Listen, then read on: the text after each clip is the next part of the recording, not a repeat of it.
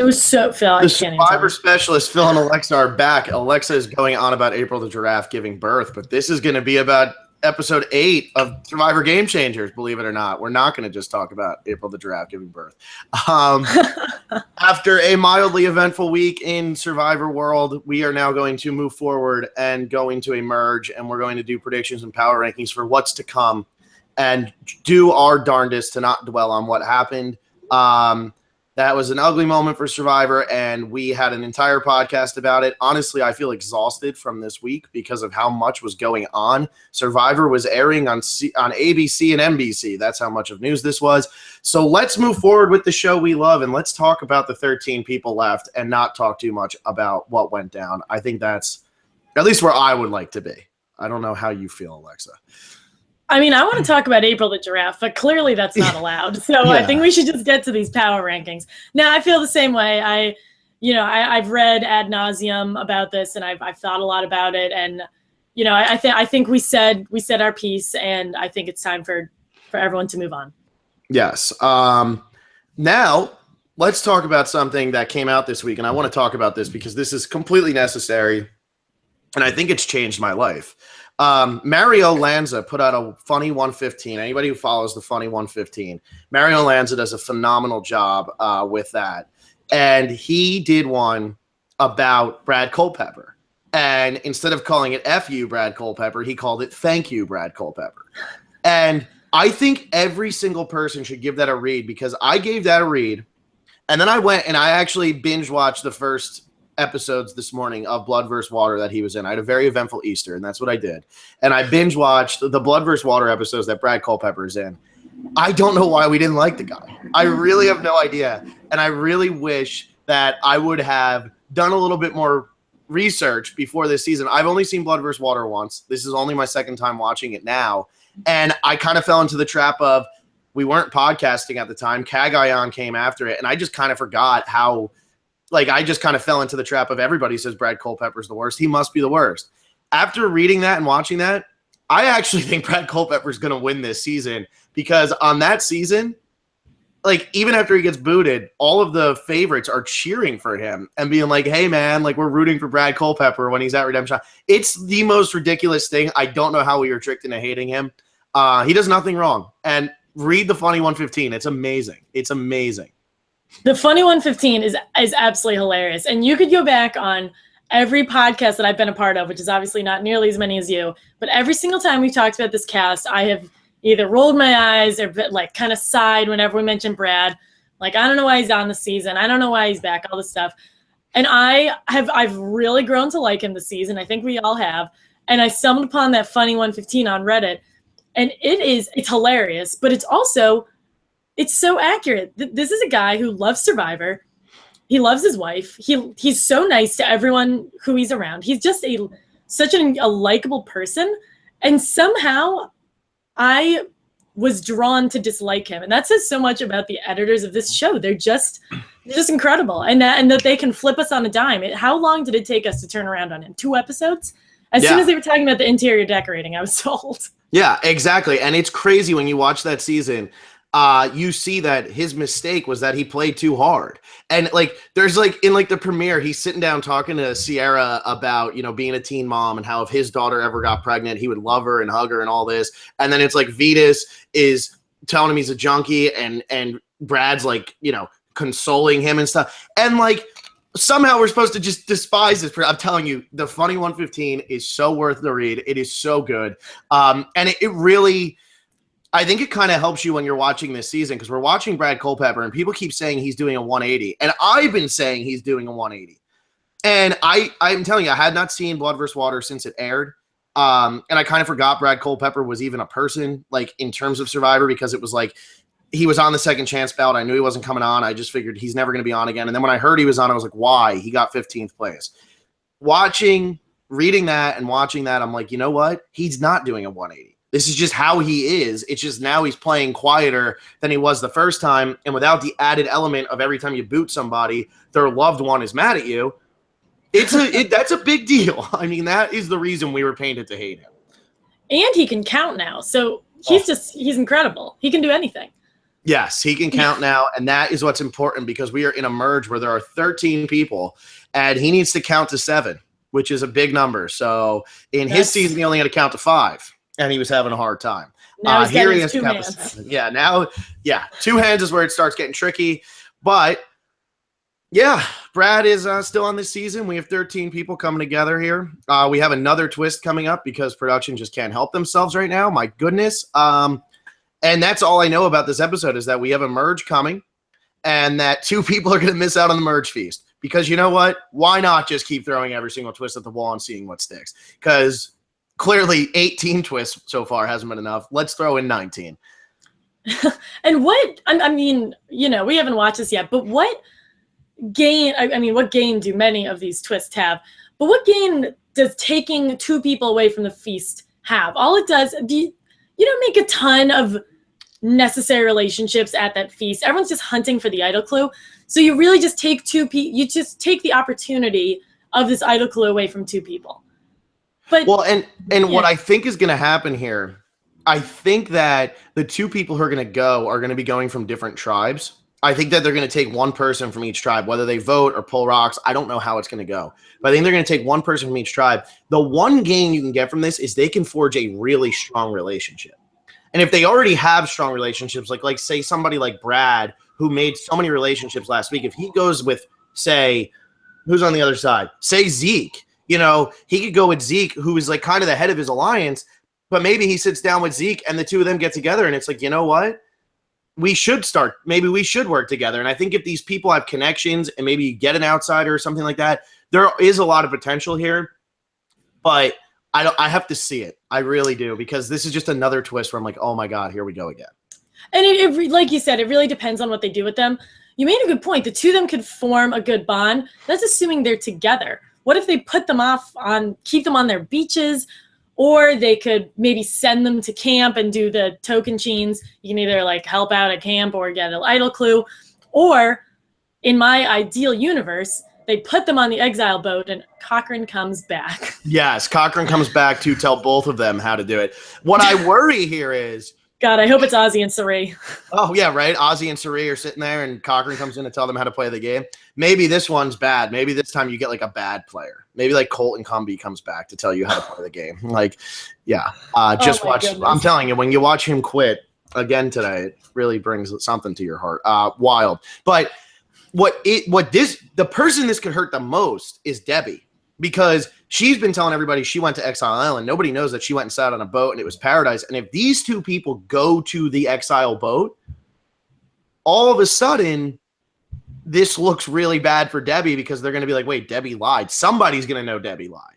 And that could really hurt Debbie, especially, if somebody from her other tribe that wasn't necessarily aligned with her, say Ty, say Brad, say Sierra, goes, this gives them even more ammunition to get rid of her. That would absolutely tank her game at that point.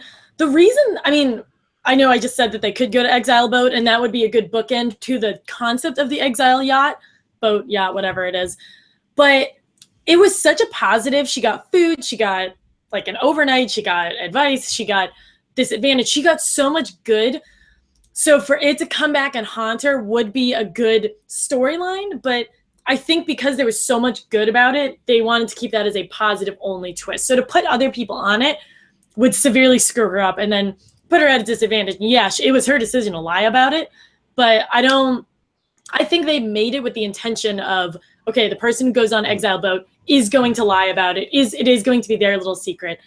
So I don't know. In that case, then they get a feast, but it's just the 2 of them. So if you're going to make them miss out on the merge feast, then start them. And I kind of agree. Like, if they were to go on that boat, then they really are. That's almost like lazy, because it's like, obviously the person who goes and has this feast isn't going to go back and tell everybody they had a feast. So then to put 2 other people there, you're kind of screwing up that person's game. And no way does the Cochran thing ever work out, because no matter who he sat there with, whatever great sage wisdom he gave could not work, because you're making this person lie and then screwing them over by revealing their lie without giving them the opportunity. Now, what they could do is these 2 could go to this boat and be like, oh, wow, we got our own feast instead, and it not say like Exile Island, so people don't realize, wow, this is where Debbie was too. because then I'm okay with it, because they might just think, oh, we get like our own special like reward pretty much, and everybody else goes and does this. And then in that case, you have 3. They're going to come back and they're probably going to lie about it. They're going to say, oh, we got put on an exile island and we had no food.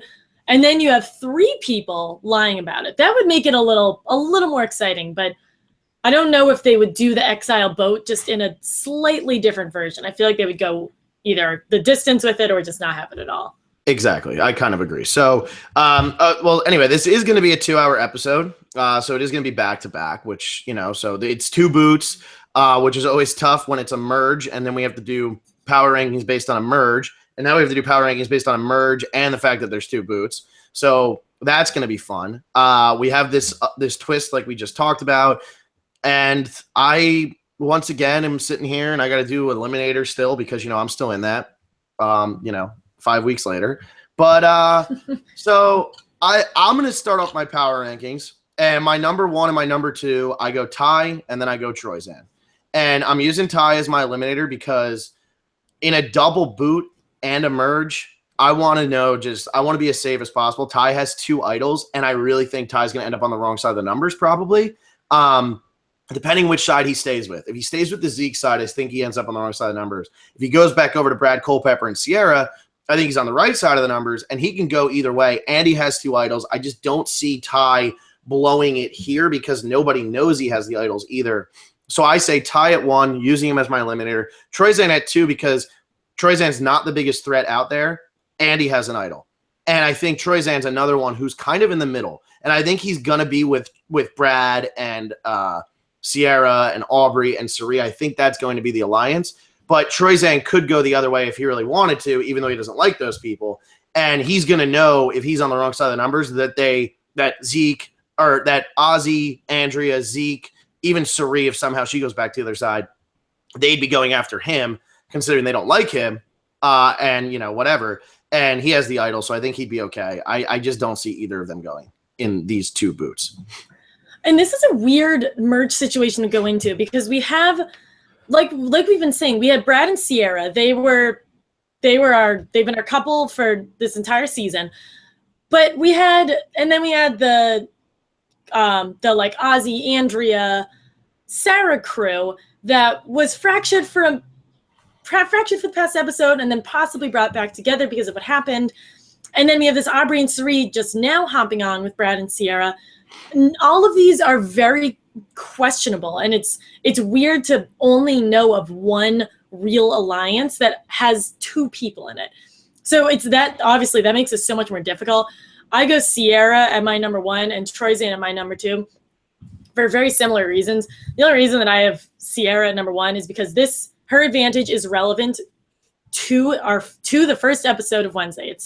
She can use it at 13 people. So I guess the difference between having that versus an idol is she knows exactly that this is one of the 2 times that she can play it. So that's going to be a focal point. She's in a lot of the cuts of this of the teaser for Wednesday. So she's in a great spot. Who's going to target her? The only reason they targeted her during the double tribal council was because they thought no one else would target her. So she's in a great position. Troyzan, I mean, you gave a great reason for why he'll do well. So, and they're in a double boot merge episode. You need the people who have backup, and they have an advantage in an idol. So I have a lot of faith in them. And then I go down to number 3. I have Sarah, actually. So she's obviously she has no armor per se. She doesn't have any advantages or any idols, but she showed last episode that she's willing to make a big move. She was all in on getting rid of Ozzy. So she's ready to roll. And I think the merge will be a great, like this will be when Sarah starts to take off. Yeah, so to be really exciting, I have Cirie at 3 and Sarah at 4. So I'm just following you with Ty at first instead. But Cirie, yeah, it's a good point because with an idol, you have to think to yourself, am I in danger? Do I want to play it this week, or can I get through this week and play it next week? With what Cirie has, it's either play it tonight if you think you're in danger, or hold on to the thing till final 5. So if you don't think you're in any danger, you don't play it. And nobody really knows that she even has this. This like pretty much doesn't even exist in any of their minds. Nobody thinks she digs for idols because we heard about that. So I think that she would be able to figure out if this other side gets the numbers on her, that, hey, they're going after Cirie because they don't think she has an idol. And then she would just play this because she doesn't really have a choice. And it's like, well, it's either this week or final 5 or 6, whatever it was. And it's like, it doesn't really matter. And then Sarah at 4, I think Sarah is, as much as I said Ty and Troyzan could go either way, Sarah really could go either way. And last time when she could go either way, she went home in one of the most epic tribal councils ever. So hopefully she learned from that and she doesn't end up doing the exact same thing where she's in the power position and completely screws herself. And I think Sarah has a very good chance of going and working with Troyzan. I think that the way this season has been edited, we saw so much of every single pre-merge boot that all of these little scenes we've seen from people is because they are going to work together down the line. We saw Sarah and Troyzan. We saw Cirie and Aubrey go up to Brad. We've seen so much of Brad and Sierra. We saw Troyzan and Brad. So these little moments I feel like are so much more meaningful because we haven't seen much from Andrea. We haven't seen much from Ozzy and where his head's at. We haven't even really seen much from Michaela, who seems like she's just kind of in the middle. So I'm really feeling like these little alliances we've seen in this season are building up to be this big alliance, whether or not that one alliance pagongs the other one, which, isn't really the proper term here, but whether they actually just get rid of that whole alliance in order, I don't know if that's going to be the case, but I do think that this alliance that we've seen is going to work. And it's a shame for Zeke because Millennials versus Gen X was the exact same situation where Zeke had his numbers against the same numbers on the other side, but his side was so much less cohesive. With Jay and Will, they were kind of like, we could go this way or we could go that way. It doesn't really matter. So even when they got Jessica Lewis out, he still wasn't in the best position, and he was the leader of this alliance that isn't super tight. And I feel like that's what this is all over again. Ty and Sarah are not completely with him, and he needs them to be with him. So it's an interesting spot. It is similar to Millennials versus Gen X. I think one of the podcasts that I joined, I think I was talking to Will, and it was the Millennials versus Gen X merge episode. And we were saying that there were so many people interconnected that there was almost just one massive alliance in the entire tribe. And I see something similar in this with just Michaela and Haley on the outs. Everyone else has some form of connection to each other. So you just wonder who's going to bend and who's going to actually break. And then after that first boot, that's when the lines are drawn. So I'm curious why they chose this episode to be the double boot episode. So there must be something. There must be a longer storyline within these 2 episodes. And it just, it all depends on which player it falls on. Yeah, because I won't even say that it would be a predictable boot because last season's double boot was the Jessica one, wasn't it? Didn't Jessica go with the Rocks? It was Chris and then Jessica, which is bonkers that Jessica didn't get her whole episode. Yeah. So that was your double boot. I mean, no, that was a whole episode because it was 2 hours long. That's so true. It's the same thing. Right. But yeah, I'm feeling like, I don't know. I just feel like this one side is just a little bit stronger. And like I said, I'm watching Blood vs. Water now. And Brad has like these moments where like people are saying like about Brad, he's so good at building a team. He's a good dude. Like all this stuff. I'm telling you, I don't know how they convinced us he was an ass. But like they're saying this about him while he's not there. And it's like, if that's the case and Sierra feels that, and if Aubrey and Cirie feel that, Troyzan's desperate. He wants to be friends with somebody. Like the guy needs a friend. You have your alliance here. You really do. And it's going to be interesting to see where people like Haley and Michaela fall. But I do think that the Zeke, Ozzy, Debbie, Andrea, those folks, a lot of trouble this week. A lot of trouble. They're in a lot of trouble, especially when Ozzy's, I wouldn't call him the face of your alliance, but if Ozzy's in your alliance, that's right now that's not a great person to have your alliance because he's target number 1. Exactly. Who you got at 4? Number 4, I have Ty. Yeah, I picked him mostly because no one knows that he has any idols, and you have heard me complain about his use of idols, about the way he talks about his idols. Like you mentioned, Cirie hasn't told anyone about her advantage, but that is a concept that I can get behind. But the fact that no one knows that he has 1, let alone 2, is huge for him. And he'll probably go back to Brad because I think that the 2 of them did have some form of relationship, and he definitely had more loyalty to that group than he does to his current tribe. So I see him going back there. So that leaves like Zeke, Andrea, Ozzy just all on their own at that point. So they could even lose him. He, I think, will play a similar game to Ko-Rong. I think he'll I don't want to call it flip-flop, but he's just so likable, and I think he likes a lot of people that he's willing to just help whoever. But I don't see him going home. He's not a threat. They're going to take him. I think he's going to go very far. And having 2 idols on his back pocket that's huge for him, and no one knows about them. He's going to be perfectly fine. The 2 idols are what makes Ty almost untouchable this week. And I think I said in the last episode, like, Ty could be one of those people who's so paranoid that he doesn't realize when he's in danger to be more paranoid. But I don't think he's your target. And my number 5, and this might seem high because they don't have really an alliance, but I have Haley at number 5. My reason for having Haley at number 5 is this. If you're Brad and Cirie, Haley seemed like she was getting into the fold. You respected her. You liked her. She wasn't your Debbie. So if you have to get rid of 2 people here, if Ozzy doesn't win immunity, he's clearly who you're getting rid of. If Ozzy does win immunity, you either go after Zeke or you go after Debbie because she can harm you. You might go after Andrea. So I think that's where you go. And then if you're the other side, you're going after Brad Culpepper. You're going after Cirie. You're going after Aubrey and Cirie. That's who you're going after because they're the stronger players. I would be really surprised if Haley goes this week because not only if they're scared of an idol, you go for one of the others. If you're scared Brad has an idol, you go for Cirie or you go for Cirie or you go for Aubrey. You don't go for Haley. And I just don't see where Haley would get the votes. I don't think she's going to make it all the way to the end, but I would be surprised if she goes in this episode or even the next episode. So I have her like a bit lower than you. You make a good argument because I don't know why she goes, but she is the only person that I can think of that has no real relationship. The only thing I can think of is she could butt heads with Brad because she was trying to throw him under the bus during that double tribal council. And Brad is clearly in a power position. And so he could say, let's get rid of Haley. He knows that she's smart. They all know that she's smart and they know we've beaten this to death, but there's a reason that no one really has a relationship with her right now. And if you're at the merge and you don't have any friends, that is not a good place to be in. And yeah, I don't see everyone banding together and it being a 12-1 vote, but she's a safe target early on because there's no talk of idol. She's got no backup. I have her much lower. So I'll tell you my where I have her, I guess, when we hit it. Was that your number 4 or your number 5? 5.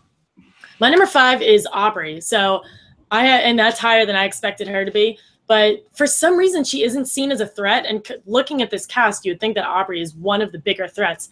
No one seems to have much of a problem with her. She's pretty good in the individual challenges, and she does have a connection with this bigger power alliance, and that's exactly what she needs. And as we saw in her in Ko-Rong, she shines in the merge. She was quiet pre-merge, and this is where Aubrey comes alive. And we know that she's learned from her first go-around.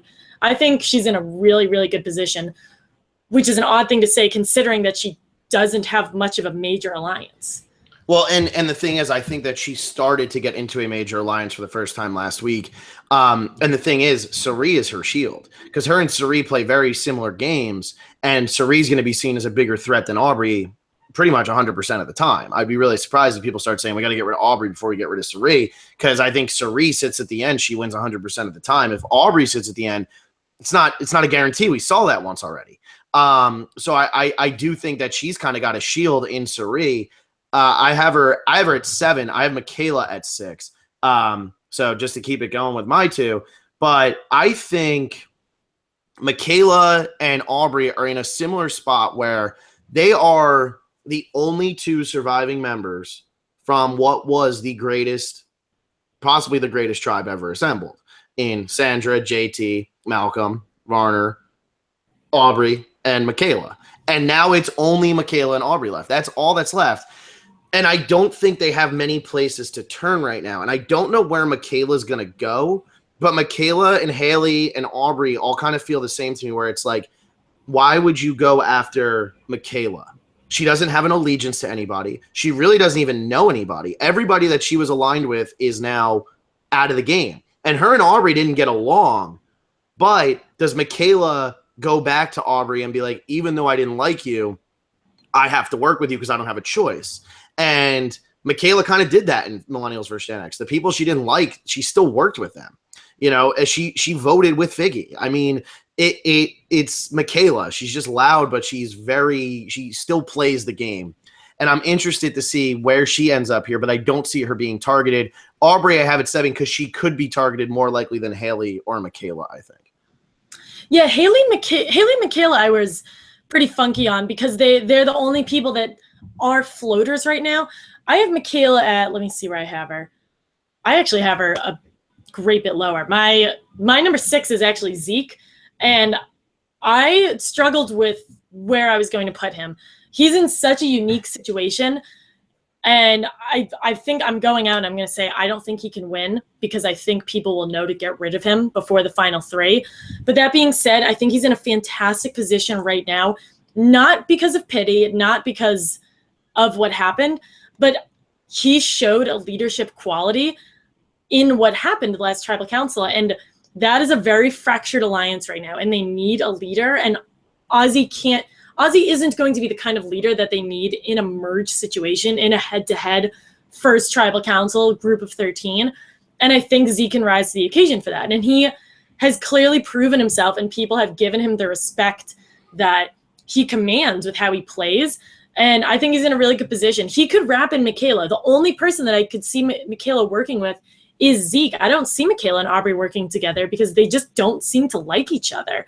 And it seems to transcend an alliance because we never even see them speak to each other that much. They just never had anything to say to each other. And Michaela and Zeke only played together for how many days? Only for so long, but that's some connection. And he needs numbers, and Michaela doesn't have anyone. And so I see him bringing her in. Let's sit. I am shocked that you have Zeke there. I think Zeke, his problem both times is that everyone knows he's the leader. And Zeke's a very good player of Survivor, but everybody knows he's a very good player of Survivor. He has a hard time not wearing it on his sleeve.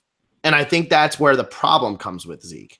I think he has a very tough time hiding how big of a threat he is.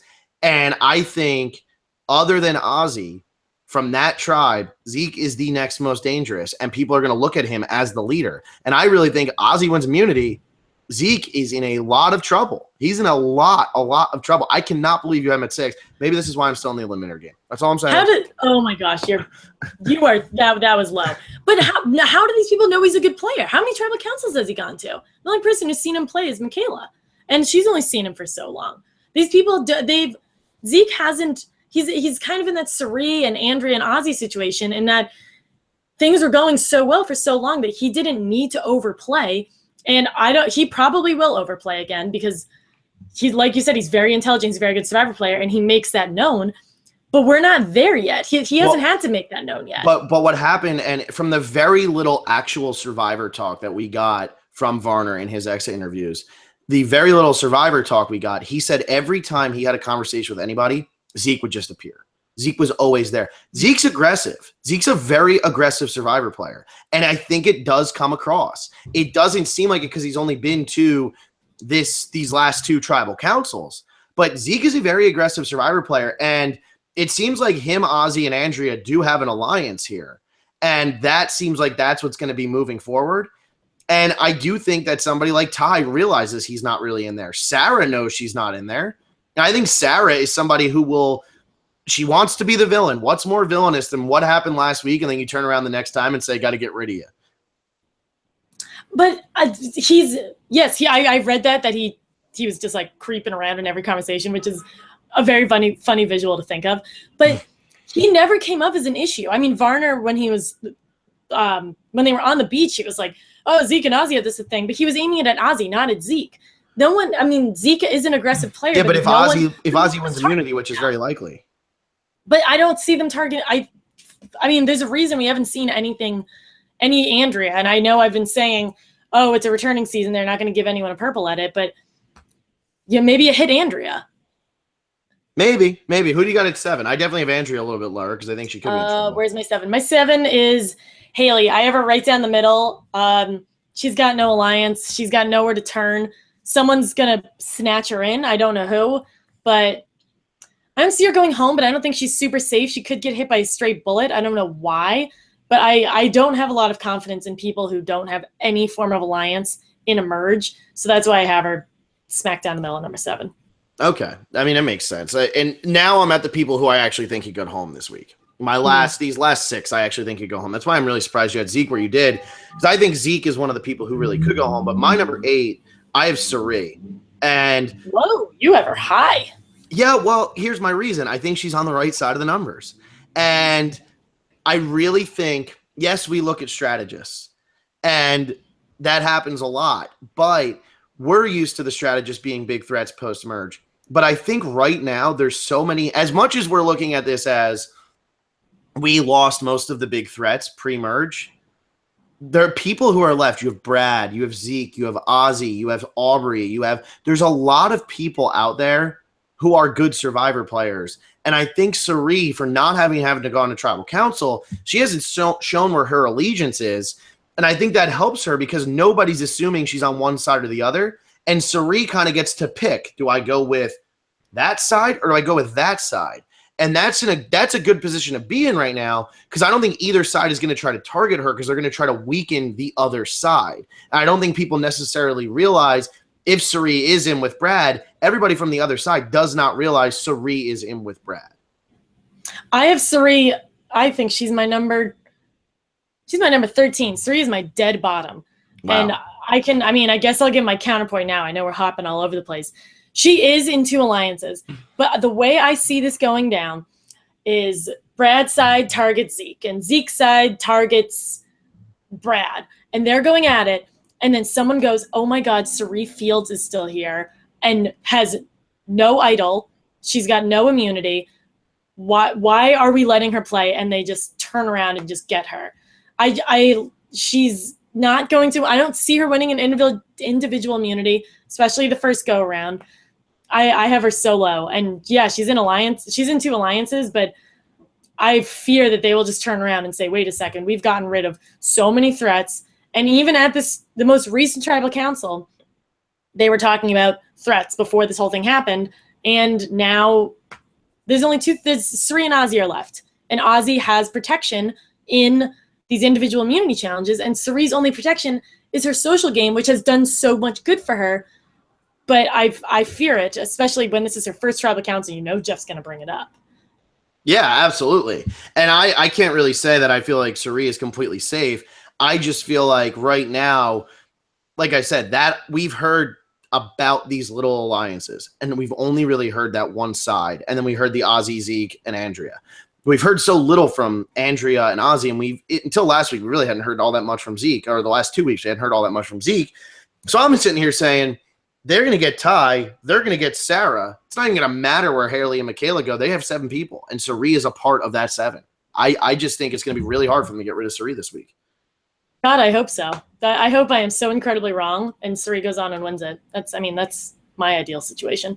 Yeah, well, we'll so see. Are you on numbers? You're on 8. Who do you got at 8? I have. Wait, did I count the right? I have Brad at number 8. I was a little unsure of where to put him. He's the face of an alliance, and that's never, ever a good position to be in. But he's pretty good in challenges. I don't know what he's like in one-on-one immunity challenges, but he has a lot of backup. And these are not just safe alliances. These are people who like him as a person. Him crying about Monica, like how they were eating that up. And it was true, it was honest. But I think like a light bulb went off his head, and he was like, oh my God, I got these people in. So he has a lot of backup. So he's safe in the sense of I don't see his alliance turning on him right now. But he's being the face of an alliance is never a good position to be in. No, it's not a good position. I have Brad at 10. So not much lower than you. But I fear for Brad because he is the face of an alliance, and he's a big guy, and it's hard for him to hide. He's not that good at challenges, which is kind of funny. He's really not. But I don't know. It's going to be tricky with him. I just see his side. They're more cohesive right now, or at least we've been told they're more cohesive.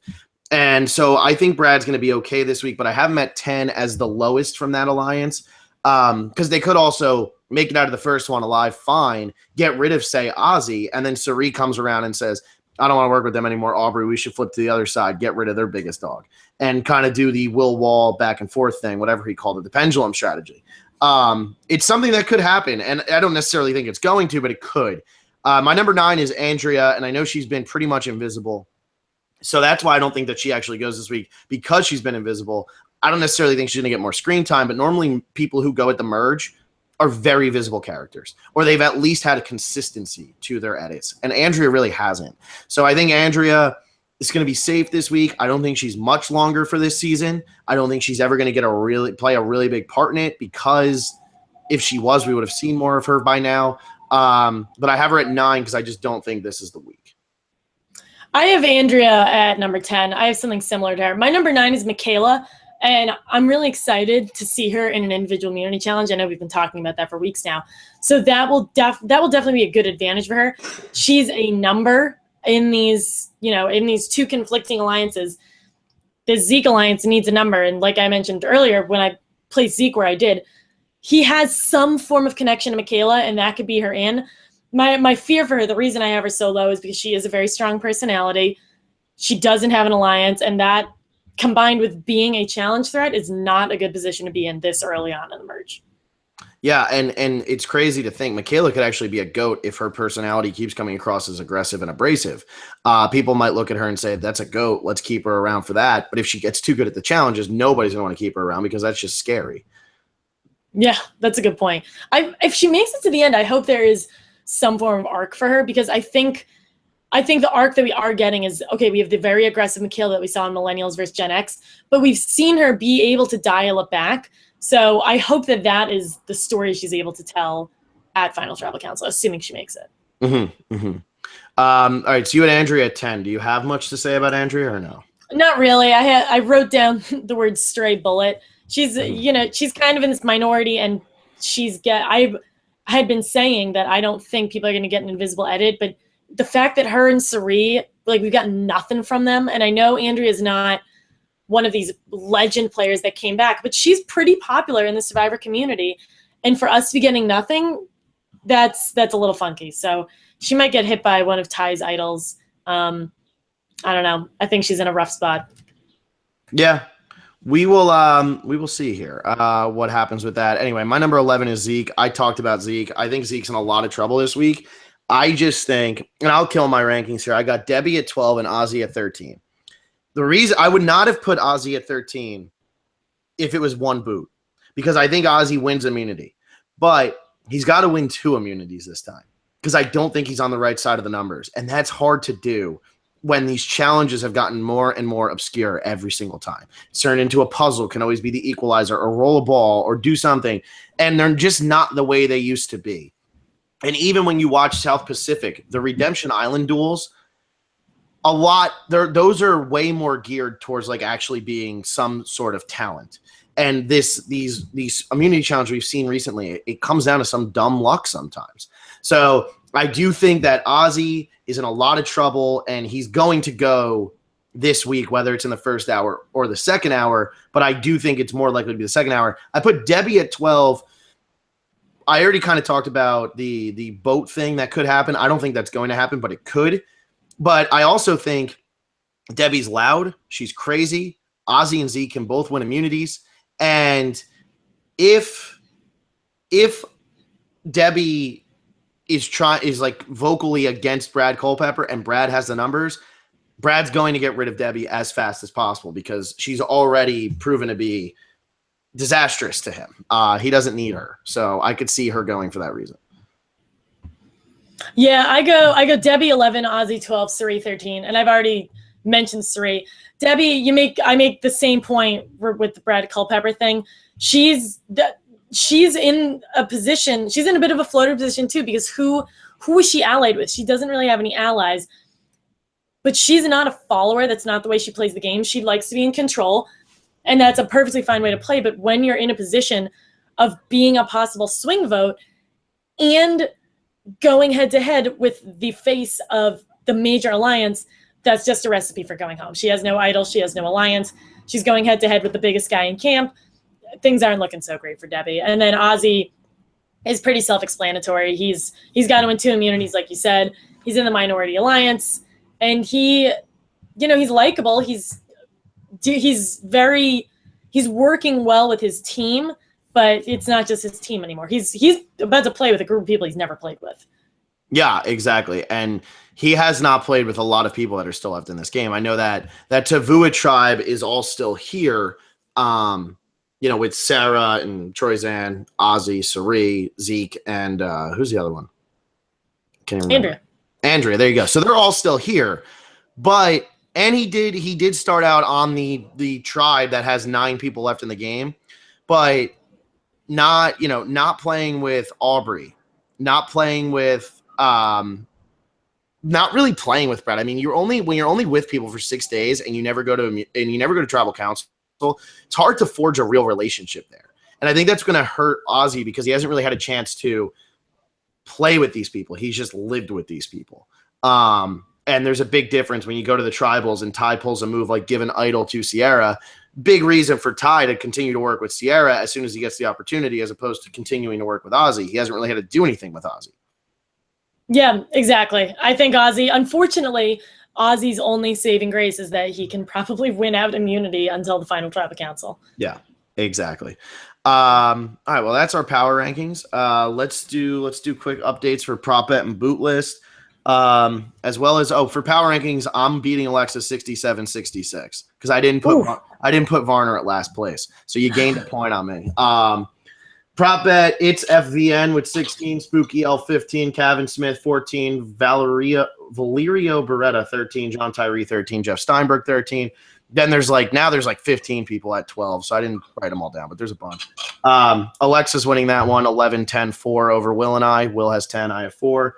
Bootlist, Ginger Artist with 2, Sylvia Espinoza with 4, Julia Delble with 4, Johnny Talk Sports 5, Sax Machine 69-6, Carnivore 6, Patrick O'Connor 6, Trey Alk 6, Sheldon Coupon 8, Nippy Yippin 8. A lot of those actually have a lot of room to pick up points. So if you're close to that, there's people who they might have 6 points, but they have Debbie at 19th place. So if Debbie hangs around for a little bit, they're going to pick up, 6, 7 something points. There's 2 or 3 people who we'll talk about it. And for the boot list for us, I have 31, Alexa has 31, and Will has 42. But in terms of who's set up to do better between me and Alexa, it's me by a lot. Alexa has Cirie at 19, Debbie at 18. Alexa has her whole teens left. It's pretty crazy. For the fantasy game, Will is 105, I have 101, Alexa has 95. But Will has Ozzy, so hopefully Ozzy just goes home the first time, doesn't win immunity, and Will just loses points. And that's it. So I'm exhausted. Alexa, where are we at? We're doing comments. That's where we're going. We're doing comments. Let's do we ever do Twitter? We always do Twitter first. We always start on Twitter. We have Limitless. We have Limitless who says Cirie's magic is always in the merge, except that time she convinced people in her first season in Tribal not to vote her out, and the time in her season she convinced her alliance to vote out. Yeah, man, yes. It's coming. And it also says Cirie has played 100 days in Survivor and is in her mid-40s. Boss. Cirie is a boss. There's no doubting that. Can't wait to actually see her play the game because we really haven't yet. Yeah, I forget. Yeah, Cirie, that's kind of nice, just coming in at the merge. That sounds ideal. I'd like to do that. Yeah, exactly. I mean, we've seen people win like that before, and it has happened actually. It's happening a lot more often now when they do 3 tribes because there's one tribe that just doesn't go. And then even when they swap to 2 tribes, there's always 3 or 4 people who are on one tribe that still doesn't lose. So it's happening a lot more often now. It's just lucky that it happened for somebody like Cirie. We have Gamer Girl. Do you think Andrea is getting a small edit because Debbie uses her vote steal on Andrea? It's not a vote steal. It's just an extra vote. But I do wonder if Debbie's even going to get a chance to play this extra vote. We didn't even talk about it in our power rankings, and we had her so low, and we didn't even reference it. I hope it works out well, one, because I am kind of a Debbie fan, but also because we haven't seen the extra vote work before. And I would love to see it actually work. It's a twist that's been coming back. This is the 4th go-around that we've done the extra vote. I'd like to see it work because if it becomes this twist that just never works, then they're going to have to phase it out. There's a reason to keep bringing it back because it could be something really great, especially on a merge boot.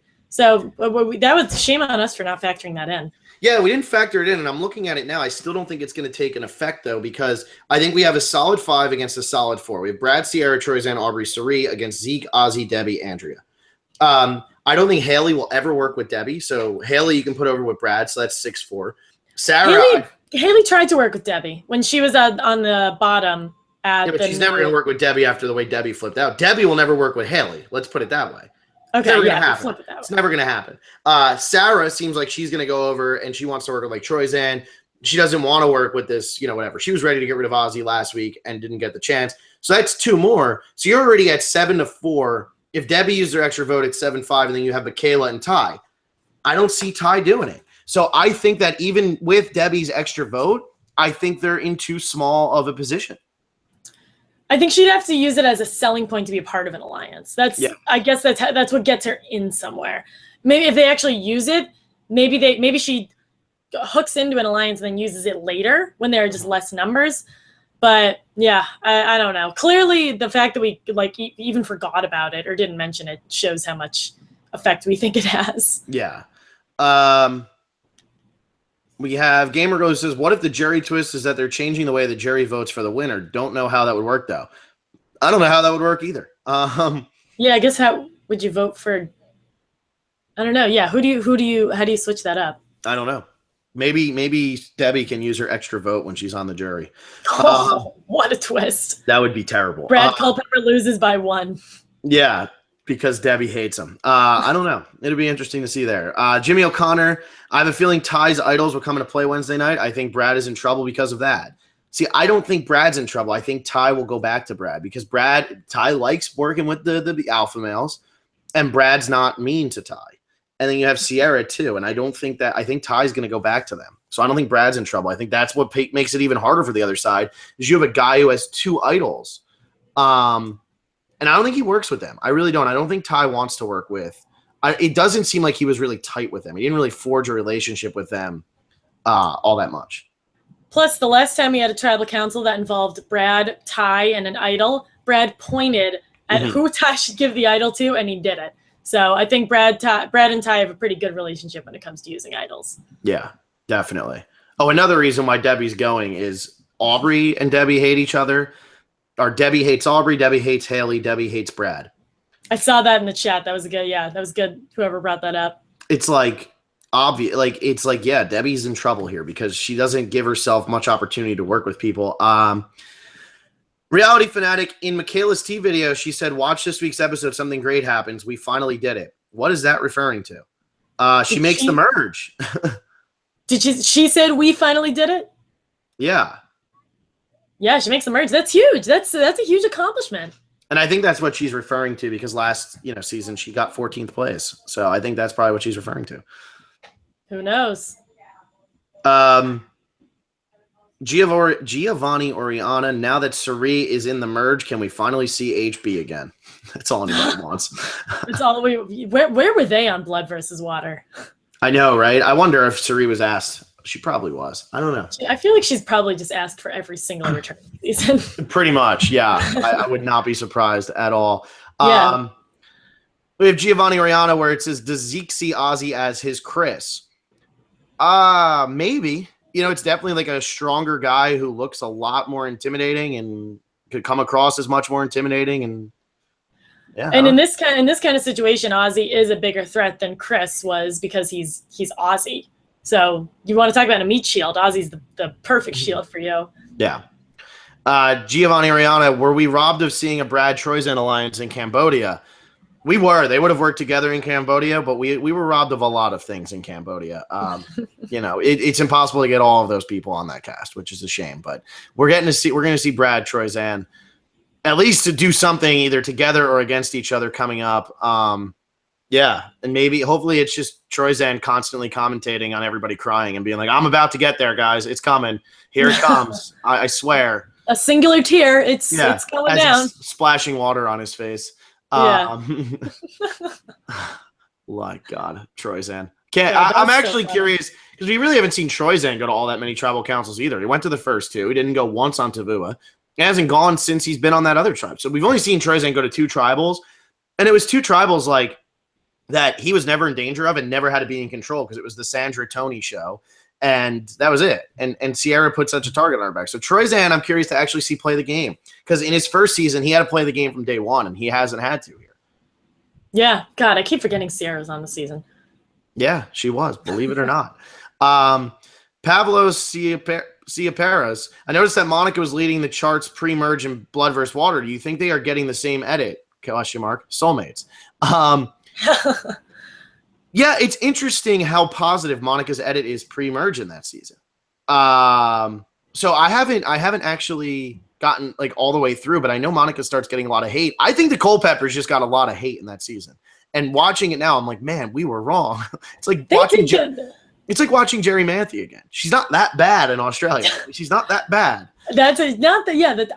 Jerry is a perfect example, because in Heroes vs. Villains, you realize that Jerry is like a perfectly nice person, and everyone just hated her in Australia. And I loved Monica in Blood vs. Water. She got ripped at her final tribal council, and clearly I was missing something because I obviously wasn't on the island with them. But I liked her. I thought she played a really good game. And it would be such a tragic arc if he makes it to the final tribal council and then they rip him apart. Like the Culpeppers are destined to just make it to the end and then not get it. Hey, well, I don't know, man. Everybody was just blinded by Tyson because he's just the man. So Tyson is awesome. pretty much what Brad needs to do is make sure you don't sit there next to Troyzan because he's the man. And there you go. I mean, just don't sit next to Troyzan. The problem. Troyzan and Tyson, that is a rough comparison. Oh, I am just those that are that was. Bold. I love both of those guys. Oh no, I like them, but they're so different. Oh no, they're so different. Oh yeah, absolutely. There's no way Troyzan is nearly as Tyson's a different level than Troyzan. We'll see how Troyzan starts playing here, but a lot of people really like Troyzan. In all these exit interviews, these people like love Troyzan, which I'm really surprised by because we haven't really seen all that much interaction with Troyzan. But a lot of those people really liked him. I think for Troyzan moving forward, and I know this is getting a little far ahead of ourselves, but for Troyzan moving forward, the problem is a lot of the people who are going to be on the jury if Troyzan makes it to the end are going to be people who really don't like Troyzan all that much. So I think that makes it hard for Troyzan to actually win this game. And who would be on the jury that doesn't like him? I feel like there's no one. That whole Tavua tribe, I feel like, doesn't really like him all that much. I don't feel like they don't like him. I feel like they were just in a 5-1 situation, and Troyzan was like the guy to get rid of in case they had to. But I think that they would probably try to vote for somebody else instead of Troyzan. Maybe. Depends who's I don't know. We're going way too far ahead. Yeah, a lot of game left. It's just throwing that out there. But the problem for Brad that Monica didn't really have, by the time Monica hit the merge, there were only a few people she couldn't sit next to at the end. And one of them was Tyson. And she sat next to Tyson at the end. Brad has a lot of people he can't sit next to at the end and be a guaranteed winner. He could still play a really good game and beat some of these people, but he's got to get rid of Ozzy. He's got to get rid of Cirie. There's an argument to be made that after what happened last week, if Zeke gets to the end, it's like the people who were actually at that tribal council would obviously vote for Zeke. So there's an argument to be made there. You have like Aubrey. I mean, Cirie could be seen as like his like nicer version of himself. So he's got a lot of people that like he's got to like maneuver around and like not sit next to at the end. Monica just made the mistake of not getting rid of Tyson. Yeah, that's a good point. I think Fred does have a very good chance of winning this as long as he somehow hides from the fact that he could win. Yeah. Yeah, exactly. Survivor CBS fans, apparently a twist occurs that leaves 2 people out of the merge feast. Any thoughts on what this can mean? We pretty much talked about that one. I don't know who it's going to be, though. I don't know how they're going to decide it. It's kind of weird.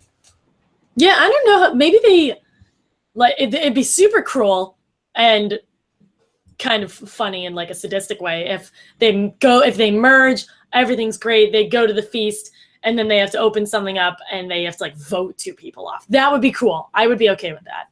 Yeah, I think it's going to be just like a rock draw, but it would be cool if it was like a pit people against each other, make some drama. Because we've seen like the votes at the beginning of a game that vote people out, Rupert, Candace, and then Token Sheens, when those people, they had to go to camp beforehand, Kageyama, when they had to go to camp beforehand.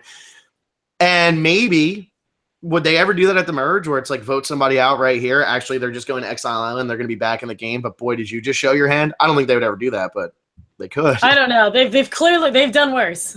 Well, yeah, this season they could do anything, so maybe. Well, yeah, we have. Sorry. No, I'm looking through. Zayden Awesome says, "Where do you think the season will rank in your season rankings?" With my pre-merge here, it's pretty low. I'm not gonna lie. This season's got to turn it around.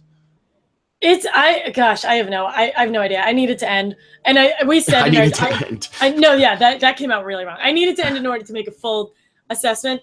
And I said in our season rankings podcast that the winner or the boot order doesn't necessarily affect my rankings too much, but I would like to see who wins after this, just to see how it all wraps up. I don't know what's going on. Like, there aren't any alliances, and there have just been so many twists, and it has been one of the most entertaining pre-mergers I've ever seen. So I will give it that. A little bit of it was manufactured, a little bit was something that I didn't want to see, but it was memorable, and that is something I have to factor in. But I don't know. I have it down the middle right now. Yeah, it's hard. I mean, it's hard. I haven't liked it because there's just too much going on, and they're not letting these game changers change the game. They're changing the game for them. Zayden Awesome, do you think Troyzan is getting a winner's edit? I don't, because we haven't really seen all that much of Troyzan, but I think he could win still. The only one that I'm looking at right now, there's two people I don't think can win. It's Debbie and it's Andrea. I don't see either of them winning. I think anybody else who's still left in the game still has a chance. Even Ty, which sounds kind of crazy, but I think Ty still has a chance because he can really work some wonders with these idols and maybe open some eyes. And I think he already did that last week. I think he gained a lot of respect from some of the people around him. Maybe not in terms of gameplay, but just as a person. Yeah, as a person, I guess. See, I don't think Cirie has a chance to win. Oh, if she gets to the end, she wins 100%, though. That's what I'm saying. If she gets to the end, she wins. Oh, like you think in any situation, assuming anything happens, yeah, if she gets to the end, she wins, no question. Yeah. Let's see here. We have what am I getting here? What did they say? What did I did? Anyway. Adam Heinrichs, have you seen the 8-part series Russell Hantz put up on his YouTube channel on why he's the ultimate game changer? I have not, but I'm not surprised he did that. I've seen like a 10-second clip. I haven't forced myself to watch that yet. Yeah. Zayden Awesome, do you think if Brad reaches the end, people will give him the $1 million? He is a millionaire. I actually am starting to think they will if they like him enough. I don't think that it's necessarily going to come down to just money, especially in a situation where he could be sitting there next to people that you just don't think played a good game at all. And I think we're in an era of Survivor where this kind of came up last season when Ken, the provider of the tribe, was clearly not respected by his tribe mates. And I think something like being useful around camp can only help, or being useful around camp is good, but being useless around camp is very bad. So if Ken was useless around camp, they'd hate him even more. Mm-hmm. It's a similar situation in this. Like, yes, he's already a millionaire. He already has a lot of money. But I think we're at a point where that isn't the main priority of winning anymore. It's about the title of Sole Survivor. So I think if they didn't like him, they would be like, oh, you're a millionaire, and they'd run with that. But I think because he is likable, it won't be a factor. Yes, and that's a very good point. I think this all kind of actually changed with Heroes versus Villains. When Sandra won for the second time, it was like she was the most deserving. We wanted her to win because we liked her the most. And I think that's when it kind of started to change, is like, it doesn't matter. It used to, in the early days, it was like, well, that person deserves to be here and that person deserves to win and all that. And it's like, not anymore. I think you said it perfectly when you said we're in a different era of it. And now this is just what happens. Yeah.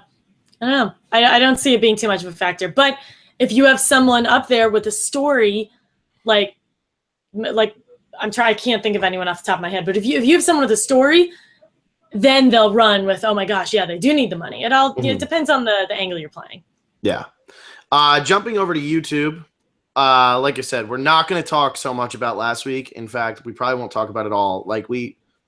Let's move on as the Survivor community, not to like push it under the rug, but just because this was a long week, and I'm very happy that Mario Lanza put up what he did when he did, because it reminded you of like Survivor being what we loved and all of that. And yes, that was a very big episode, but God, the aftermath has just been crazy. I mean, it's crazy when Survivor is on NBC and ABC. That's all I keep thinking to myself. I'm like, wow. Yeah. There was a New York Times article about this. This is it's crazy, like crazy stuff, big stuff. So we're talking episode 13. We're talking what's going to happen the rest of this season. So we have Alex YT on the merge. Do you think the first person voted out at the merge will be part of the jury? Also, awkward reunion. The reunion. Well, I don't see the reunion being too bad. I'm an optimist, though. Yeah, but and as far as will the first person voted out be part of the jury? Yeah, absolutely. I think they want as many people on the jury from now on as possible. They have 20 people who are on a show with how they do Ponderosa. Now, Ponderosa has actually become something that can really make these people way more likable and actually get them back on the show again. They want as many people at Ponderosa on this jury, seeing their face all the time, because they want to keep their pool open to we can bring back any person we want at any time, and they want to keep building the story. You only get these people for possibly one season, so why not? And now you have a returning player season. We're going to see big juries for the rest of the time. Ooh, you kind of cut out for a second. Yeah, I mean, I love Ponderosa because it makes them so human. Like they're playing the game and they're so intense. And then at Zeke's Ponderosa, he was like, I only lost 11 pounds. Like, what the hell? I've been out here for how many days? Like, it makes them more human. I love watching Ponderosa. I think they want a big jury for, you explained that perfectly. On top of that, if we're doing a jury twist, they want to have a big safe jury in case this twist goes wrong. You can't blame a winner or a loser on the jury because there are so many people. Yeah, exactly. So we're going to have probably a 10-person jury with a final 3 again. I mean, I think production's also praying that one of these days there's a tie. I really think they want that so bad. We need like a Gabon jury again where they all despise each other instead of all being happy. And this way we can get some split. Yeah. And I think someone asked me in the most previous podcast if I prefer a final 2 over a final 3. Clearly the final 3 isn't doing what they thought it was going to do. Yeah, exactly. Neo Kuro. About Ozzy, he is never going to win, but still awesome at challenges. Fabio was the better Ozzy and the one that could pull out immunity run to win the season. We didn't have an immunity run since Fabio and Mike Holloway didn't count because that was not an immunity streak to the final 3. I guess he had his idol, so that's why. But Fabio's came very late. Mike started very early. Fabio's was like, what, at final 7? Final 6, maybe? Final 6. Yeah, Fabio came – I mean, both Fabio's and Mike's, they came in when they needed them. Fabio just needed it a little – he needed it later on than Mike did. Mike was in a situation where he needed it from the merge onwards. Yeah. Yeah, I don't know. Yeah, Ozzy's in the Joe position. He needs to win every single one. Yeah. The only way that Ozzy doesn't have to win every single one is if somehow his side gets the numbers and they can vote out somebody else. They're going to need Ozzy for a little bit. They can't get rid of him yet because he's too important to them right now. Yeah, no, that's true. I mean, I would love to see Ozzy survive. Ozzy not win immunity and then survive at least one tribal. I'd like to see that, but I don't know if that's going to happen. Yeah. Let's see. Megan Vandermeer. I think Michaela could give Ozzy a run for his money in the individual challenges. We haven't really seen Michaela give it her all. I'm glad that she made it to this merge. I'm very excited to see Michaela do this. Oh, Michaela versus Ozzy. That's like a dream I never thought I'd have. Like they're going to be awesome. Yeah, definitely. Old school, new school. Old school, new school, but I really do think Michaela was holding back a little bit in those pre-merge challenges because she was trying to keep her mouth shut, and now she's gonna become dangerous, I think. I think so too, absolutely. Yeah, and then we have Leo Tube says, other than Michelle and Cirie, who were the other players who got to the merge without going to tribal council? And somebody said everyone from Tandang from season 25 Philippines. How crazy is that? Season 25. That's a lot. I mean, Philippines seems like it was last year, but that's wow. Yeah, that was a really long time. But yeah, that whole tribe did not go. God, that Met Sing tribe was so awful. Yeah, they were terrible. They were something. They were very, very, very, very bad. Sorry, I'm trying to like go through some of this real quick just because yeah, there's a lot that we're skipping. Obviously. Alexa, keep saying stuff. I don't know, do like a dance or something. You guys don't want to see me dance. We would lose subscribers in a heartbeat. In a heartbeat.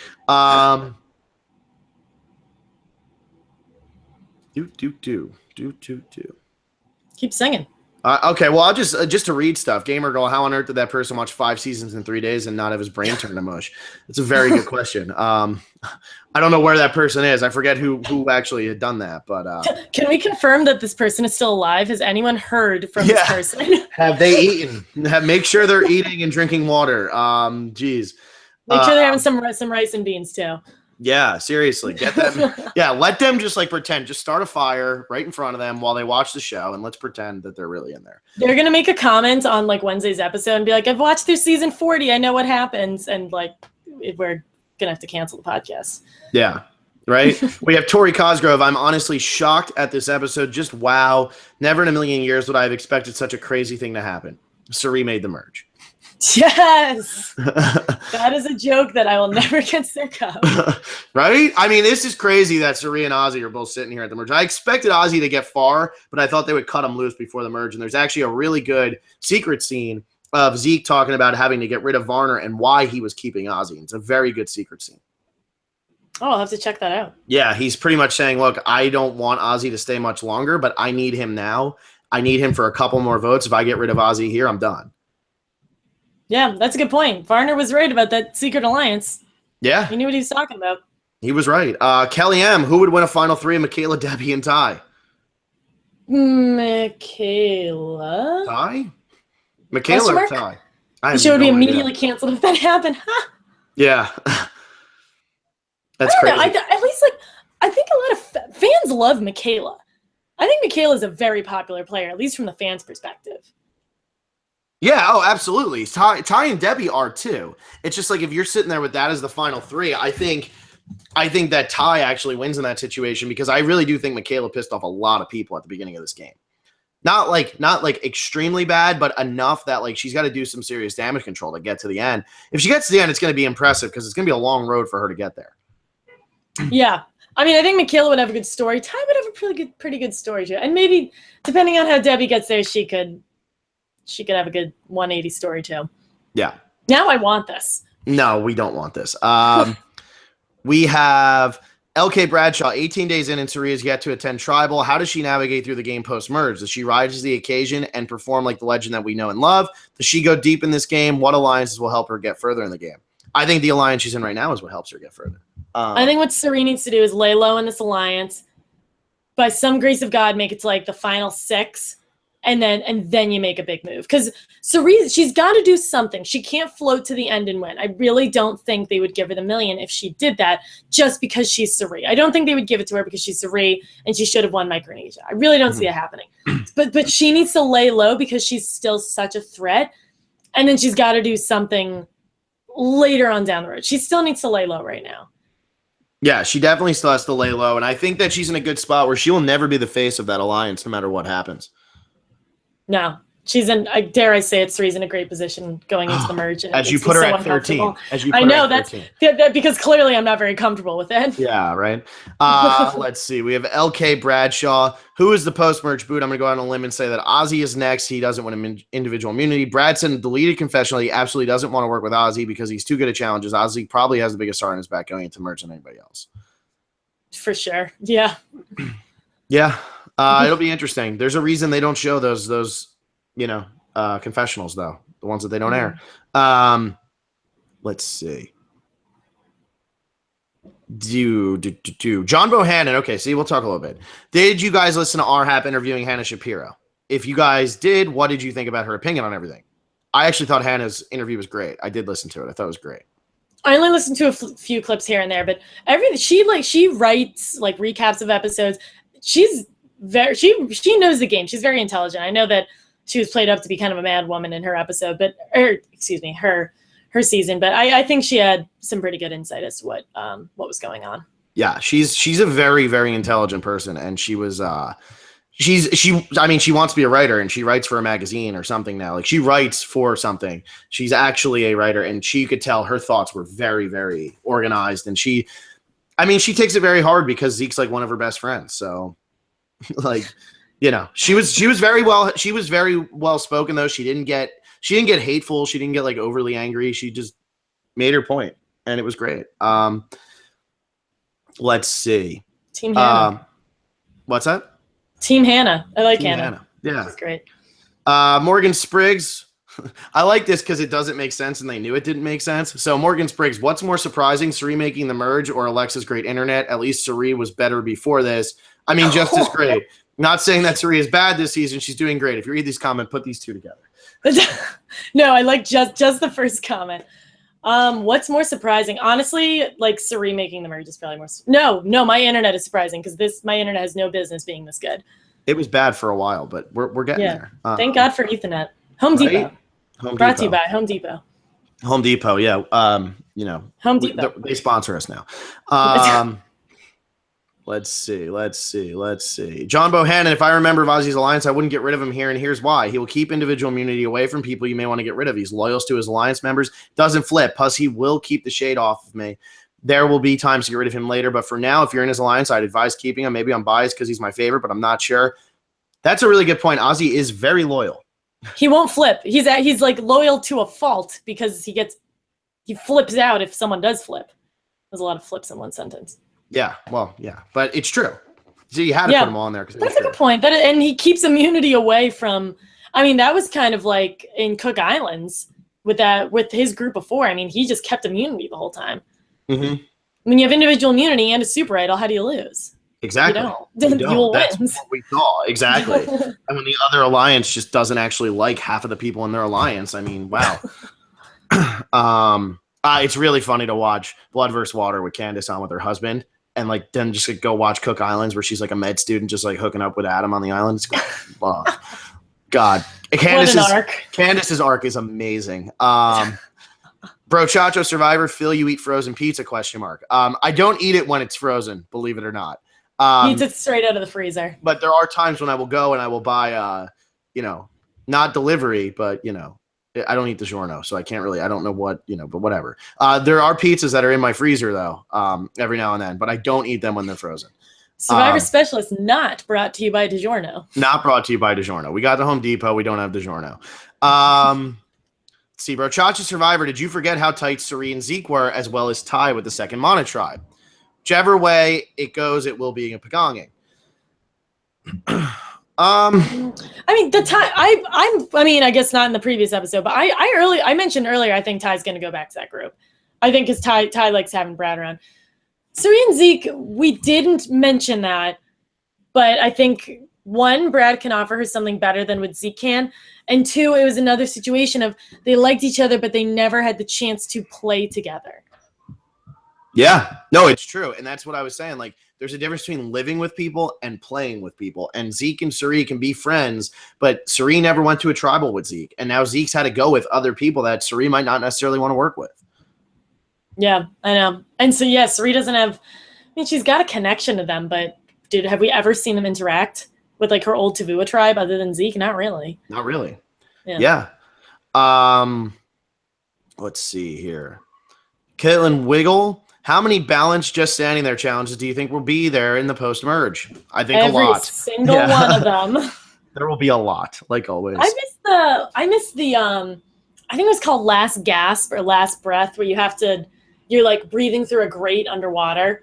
I like that one. I think that almost became like torture, and it became like not that visual when the people were like actually like under the water, and I think Jeff hates it because of that. Well, it is definitely torture. Yeah, it's like a Vietnam thing. Caitlin Wiggle, if Debbie had chosen the advantage for a tribal immunity challenge, what do you think the advantage would have been in the last challenge? It's a good question because we could have avoided a lot last week had Debbie picked the tribal immunity. I read that. I was like, this is Debbie's fault. I was like, that's a jumping to conclusion. That's excessive. But if she would have taken that. Think of what could have been. Oh, God, I need like a refresher on what the last challenge was.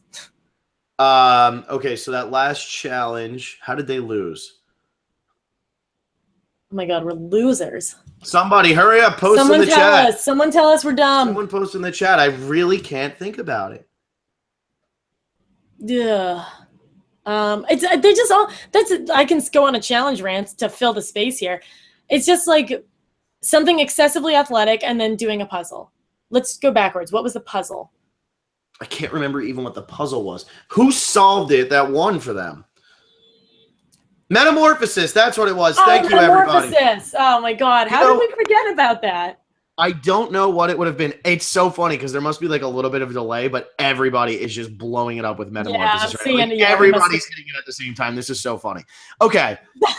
Haley got the only advantage that would have been worthwhile in this challenge would have been if they actually got some of if it was less letters for the word. Or if some of the letters were filled in. Because they had a huge lead by the time they got there. They were never going to get Metamorphosis. Ever. That's it. But then also how much of an advantage do you give them? Like, do you give them the meta? Because then you're done. I don't know if you're done at meta, but or maybe do you give them like Osis? random letters throughout that are like solid? Like it's almost like what's that game, Lingo, where like they'll put like a letter, like the fourth letter and then the second or the first letter, and then you have to like guess like the letters in between. Like they could have done something like that where it was like we'll give you 3 letters and you just have to get 10. Yeah. I love doing crossword puzzles, so that would actually that would help visually. Yeah. Oh, a lot, yeah. Yeah, but yeah, anything like swimming. Oh, I remember it now. They had to untie the buoys and because Ozzy like kicked butt at it. Yeah, and that's the thing. Like Ozzy killed that challenge anyway. What were they gonna do? Just start on the puzzle? They still would have lost. No, anyone would have lost. Like that's just a word that you aren't thinking of. So okay, yeah.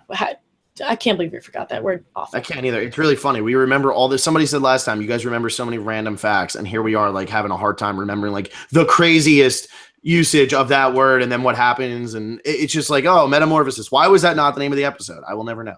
I think they were, because the name of the episode was what happens on Exile stays on Exile. Yeah. Yeah. I guess they didn't, I think they didn't want to commercialize it. Yeah. Let's see here. CVB, good news, guys. I know this season has been very twisty, but they have a twist next week of 2 people not being able to participate in the merge fees. On a serious note, this season is super twisty. In my head, I'm like, okay, are they now going to strategize and play the actual game? Last season, a lot of unexpected things happened, the rock draw, but that was due to the contestants' actions, not predetermined twists. Totally agree. Yeah. Oh, absolutely. Totally agree. We have Vince Banks with a question that he says, big question. I love both your take on. The only problem with this question, I read this beforehand. I don't have kids. I don't know how I would raise my kids yet because I'm. What is this question? It's about there's a lot of angry parents who felt uncomfortable having to teach their kids that are very young about what was going on or whatever. And I'm gonna be honest, I don't think I'm in the position to actually give a proper answer to that question. That's outside of my survival realm. I don't have kids. I shouldn't be giving parenting advice. I know that for sure. Yeah, like I don't know. It's a very tough question, and I don't know. I think the only answer I can give in terms of like the discomfort part is Zeke consented to this episode. Yeah. He was not in. He had some. I don't even want to say involvement because it sounds like he made it, but there was approval by Zeke. And I know a lot of people are saying this shouldn't be shown. I think this was an important lesson, and it's important to get out of your comfort zone. And this absolutely took me and a lot of people out of our comfort zones, and that is a inherently good thing. Yeah, and that's what I'll say. That's what I'll say. Yeah, and all I'll say too is like transgender people are people. So it's like, yeah, it's a hard thing to explain to your young kid, but I really believe that if an 8-year-old kid was watching this episode, they probably don't understand the gravity of what just happened anyway.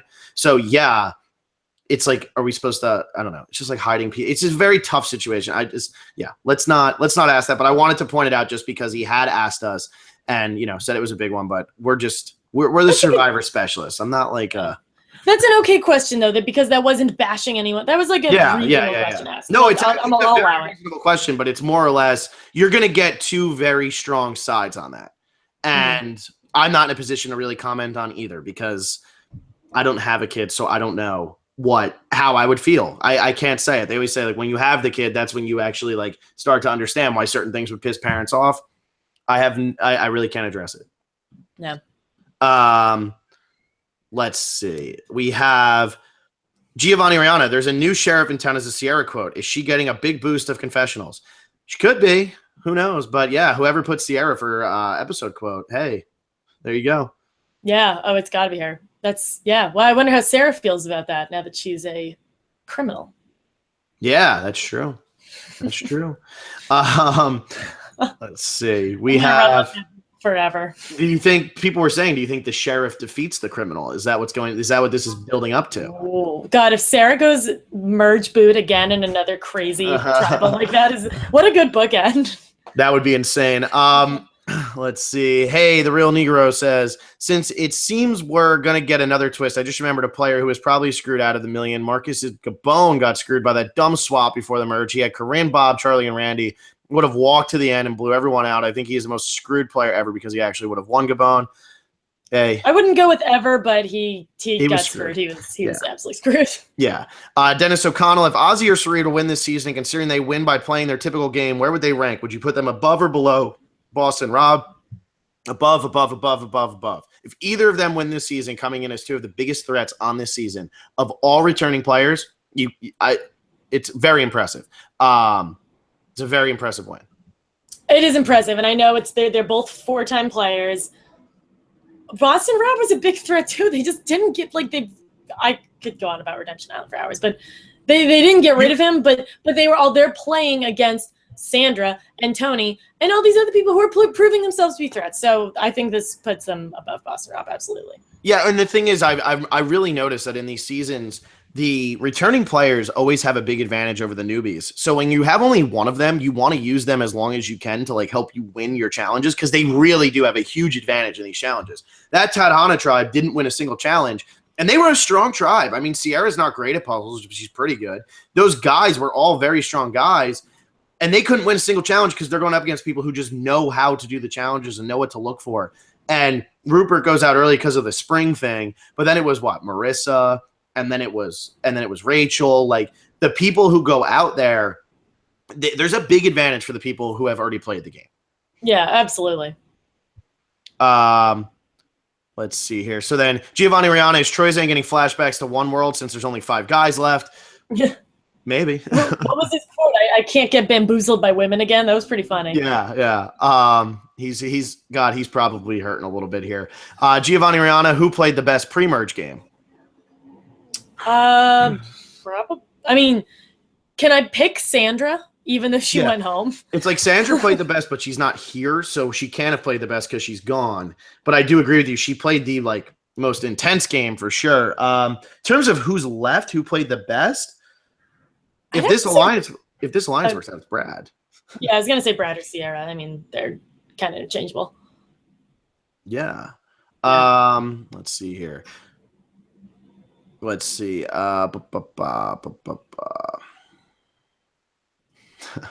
Vice X, who says the next season of Survivor is superhero, super villains and superheroes. So Super Survivor. Oh God, Hans Colton. Oh, Varner's not a villain. Chaos Cass. I could watch Cass on my screen every single season. I wouldn't get sick of her. Yeah. So I thought that's kind of funny. Let's see. AT&T, this isn't about the season, but I would like to know what are your thoughts on this idea for a theme. So the theme is power couples. JT and Steven, Jervis and Tyson. I like how that Jervis is part of a power couple. Jervis and Tyson.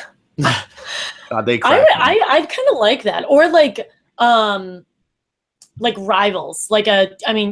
Colby and Jerry, and we've kind of seen that come and go. But I would like power couples. I think that'd be cool. It would be nice to see Steven and JT play again, just to see what everyone's been talking about. They need each other, so it'd be nice to see them play again. And it's funny because watching Blood versus Water, the power couples, it's funny how that works. Like Iris and Vetus and Brad and Monica, even these people who you're thinking about. We have to get rid of this person because of that person and this person because of that person. And yeah, it could work. I mean, I don't know if we need to see it for a little bit, but it's definitely something that could work.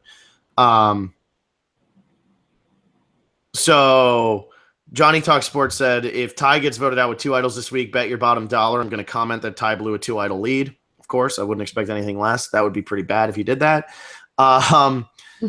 Emmett B, happy to see your channel and podcast growing. How excited are you guys for this week? I think it has potential for one of them to be up there with one of the best tribals ever. We have a potential of 4 idols being played at the same time. I believe Ozzy is clearly one of the 2 boots. They know the vote will be obvious when Ozzy loses immunity, so they're going to add a second episode like they did when the Joe episode and Second Chances. His only potential shield is Cirie, and she has aligned herself perfectly. Finally, how impressive is it that Brad has aligned himself with every idol holder right now without knowing it? That is an extremely good point about the double episode and the Ozzy boot. That's a really, really good point. Well, I think it's a really great point that Brad is aligned with every idol holder and didn't know. How have we not? Yeah, he doesn't even know it. No. He doesn't know about any of those. Incredible. It's so good. I wonder, Cirie, if Cirie had told him, we would have seen it. Yeah, it's insane. Some good intuition. That's great. Oh, man, I didn't even realize that. We missed a couple things here. Giovanni Rihanna, do you think Troyzan's hair reminds you of Jack Sparrow from the Pirates of the Caribbean movies? Yeah, now it does. Yeah, exactly. Now that'll be in my head forever. ALZ Train, Would you say Ozzy has the least chance of anybody of making it to the end? He has nowhere to hide with virtually every other challenge beast gone. I agree with Alexa that he is just as good as he was 10 years ago, but he'd have to win nearly every immunity. Even if he goes out sooner, he leaves behind incredible legacy for most days played, only player to play a regular, half-returning, minimal returning, and all-returning season. I think if he can win one more individual immunity, he'll have that record as well. Yeah, I agree with a lot of that. What's his day count right now? I know he's past Boston Rob. I'm not sure. It's over 120, right? Yeah, I think he's at like one. I don't know. Someone tell us. Yeah. Somebody will. We have Ice X. I watched most of the other Survivor podcasts. What elevates Survivor specialists is your lengthy, in-depth analysis, the personalities and chemistry between all three of you. More Vaughn, too, ! And your love of your community. You read more of our comments than anyone else, and we love you for it. Well, we like doing it. It's entertaining. Oh, Thanks. Thanks, Ice X. Yeah, that's a good. I like that comment. That's good. That was nice. And it's good to see Ice X because I don't know Ice X. I don't know. You never really commented until this season, so it's good that we brought you in and we kept you around. I think Ice X might be on the West Coast because I remember him mentioning that we should do it a little bit later. So I'm sorry. We have changed the people who are here live a lot since we like to keep you on your toes since Will's departure. In quotes. That makes it sound like he died. No, he didn't. Departure. Oh, by the way, speaking of departures, The Leftovers season 3 started tonight, and I had to throw that out there because it is just incredible, and I cannot wait to watch it. As soon as this is over, I'm throwing on HBO Go and I'm watching it. So just saying. You want to just turn this off now? You want to kind of. As after we got that Ice X comment, I'm like, I do love you guys, but I got to see if Justin Thoreau makes it down to Australia. Like, I got to see what happens here. If you don't watch The Leftovers, you should really watch The Leftovers. First season's okay. Gets really good at the end. Season 2 is insane, and the reviews on season 3 are wild. So I cannot wait. Just throwing that out there. Johnny Talks Sports. Yeah, this is the last season too. Johnny Talks Sports. I honestly see this 2 episodes going like this. First episode, non-factor, will get voted out. Maybe Debbie. The second episode will be a big player. Maybe Ozzy, Aubrey, Troy, and Haley. It could, and that's what's interesting is now with the double boots, they don't do it as often.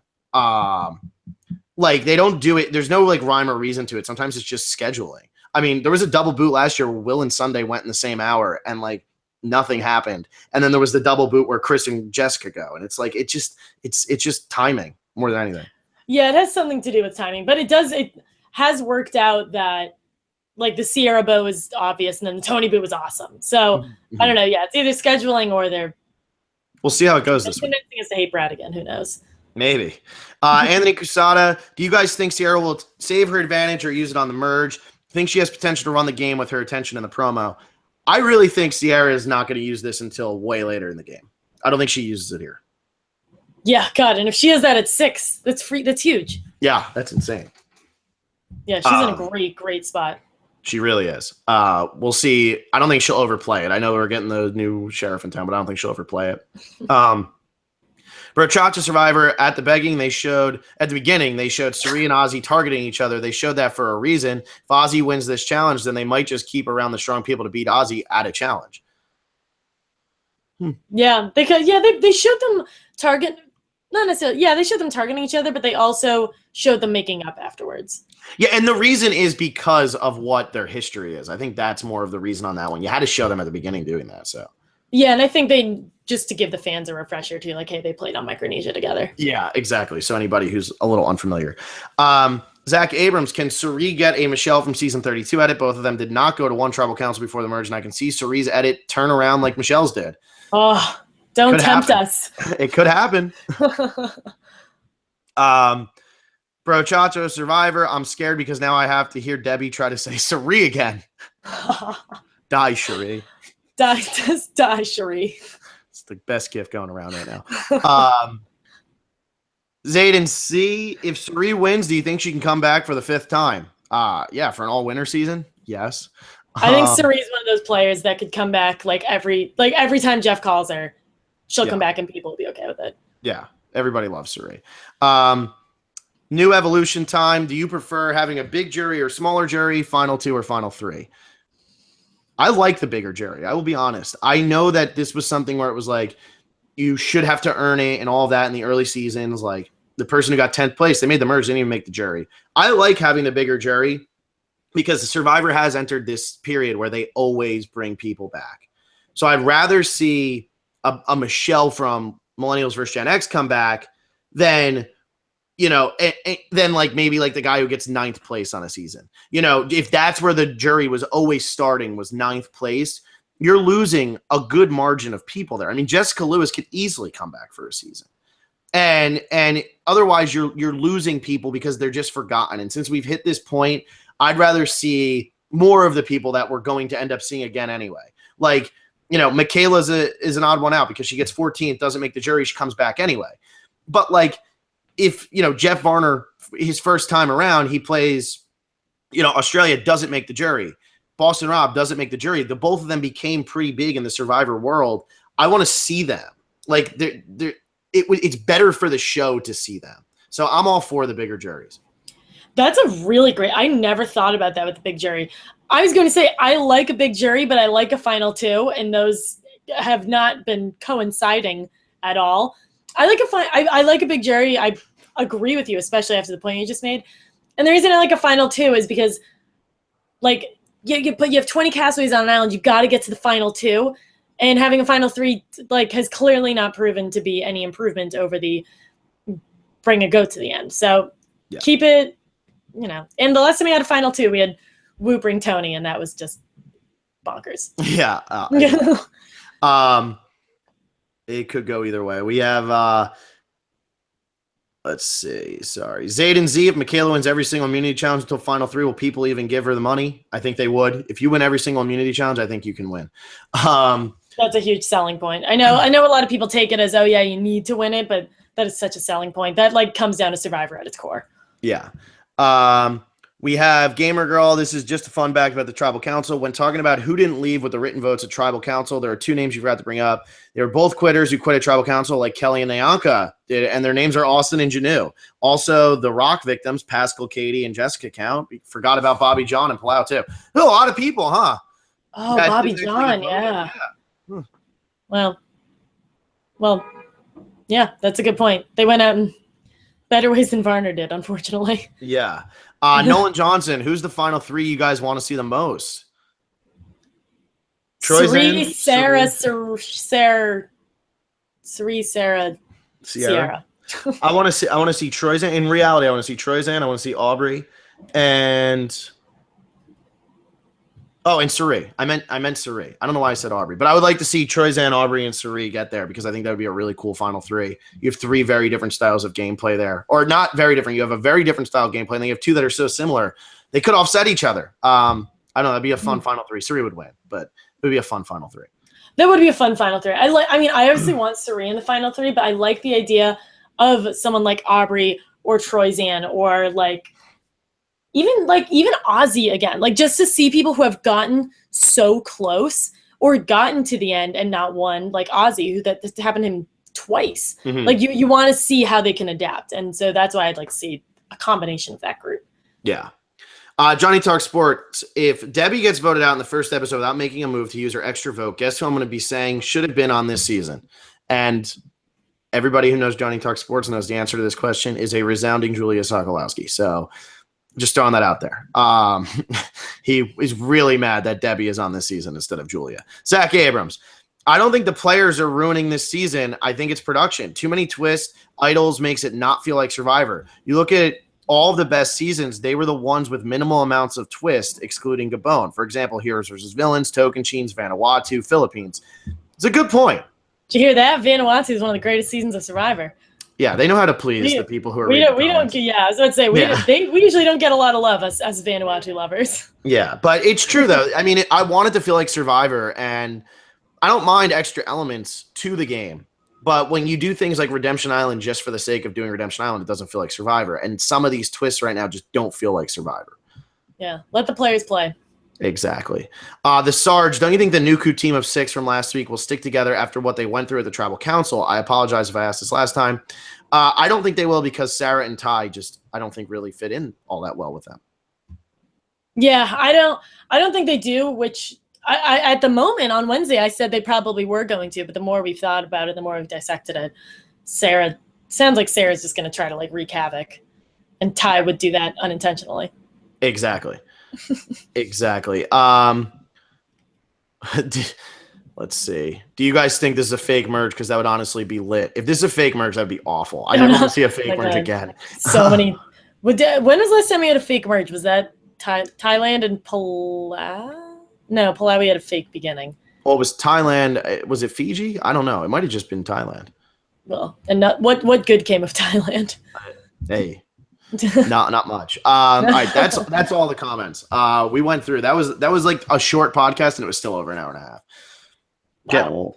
Yeah, I know. We're getting old. Well, yeah. You clearly have something else that you'd rather be doing. The Leftovers, man. What do you want from me? I mean, anybody who watches that show knows. And if you've been watching, like the little trailers for it are just brutal. Like they're so good, and they're not giving you anything, but they're just showing pure insanity. I should have been planted 2 hours ago, guys. I like you guys this much that I'm here for you.